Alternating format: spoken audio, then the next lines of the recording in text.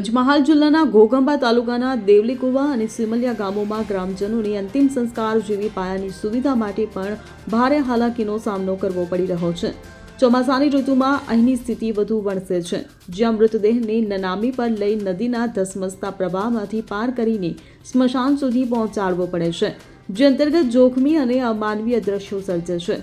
ત્યારે તાજેતરમાં ઘોગંબા તાલુકાના દેવલીકુવા ગામે આવેલા હોળી ફળિયા વિસ્તારમાં એક યુવકનું નિધન થયું હતું। તેની અંતિમ વિધિ કરવા માટે ગામના લોકો જોડાયા હતા। જો કે યુવકની અંતિમ વિધિ માટે સ્મશાન સુધી લગભગ 2 થી 2.5 કિલોમીટર દૂર નનામી લઈ જવા ડાઘુઓને પોતાનો જીવ જોખમે મૂકવો પડ્યો હતો।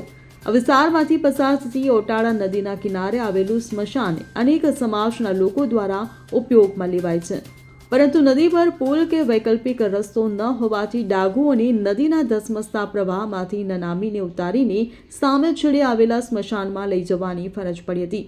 સદનસીબે વરસાદ ઓછો હોવાને કારણે અંતિમ વિધિ માટે કોઈ મોટી મુશ્કેલી પડી નહીં અને ખુલ્લી જગ્યામાં વિધિ પૂરી કરવામાં આવી હતી। Bureau report CN24 news. હવે જુઓ દેશ દુનિયાની તમામ ખબરો તમારી આંગળીના ટેરવે। ઉઠાવો મોબાઈલ અને ગૂગલ પ્લે સ્ટોર પરથી ડાઉનલોડ કરો અમારી CN24 ન્યૂઝ મોબાઈલ એપ।